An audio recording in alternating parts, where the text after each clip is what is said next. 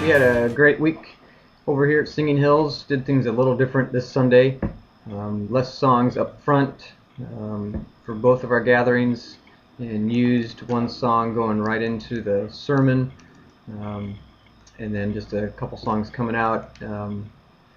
Didn't go as planned. This is a weekend where it was kind of a spirit-led moment, decision change at the end. I'll get into that in just a little bit.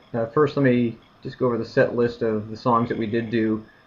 For our 8:30 gathering, started with He Lives, and then Like a River Glorious, and then our last song for that first set was Oh for a Thousand Tongues.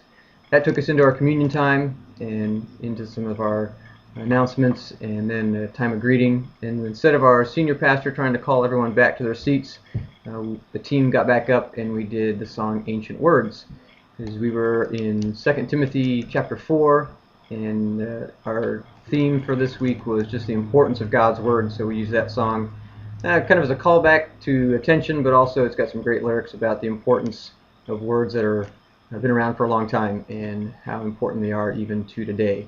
We had planned then, after the sermon, to do Jesus Paid It All, but our senior minister, as he got towards the end of his, I'd say a script, but he decided, this is a pretty serious topic and one we need to commit to being in God's Word every day.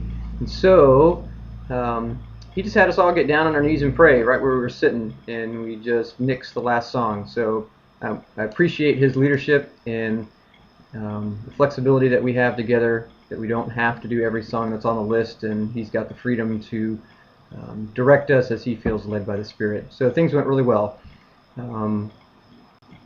So then for our 11 o'clock gathering, we started with Meet With Me, followed that with I Love Your Grace. We all stopped to pray, and then the next song was Better Is One Day, and then finished up that first set with For Who You Are. Then that took us into our communion time and our announcements and some prayer requests that we do, and the greeting time. And again, like I said, for the first hour, instead of the senior minister calling everyone back to their seats, we used the song Ancient Words again. The team came back up and we played through that.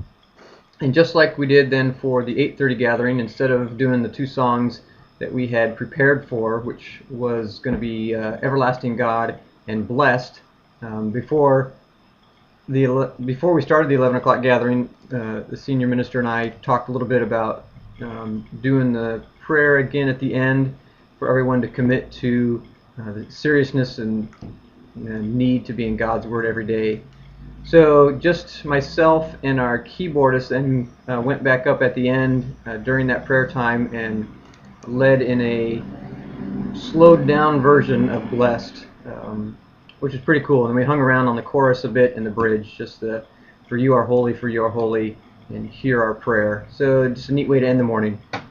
Again, just really thankful for the flexibleness, or flexibility some might say, the senior minister and the relationship he and I have for being able to work together on a Sunday morning. I did see on Billy Chia's blog this last week that his goal this week was to memorize all his music, so that he didn't have to just focus on the chords in front of him, but could really participate better in worship he felt if he memorized the music. So I confess, I did not even look at the music that I even selected beyond the selection process to practice at all this week.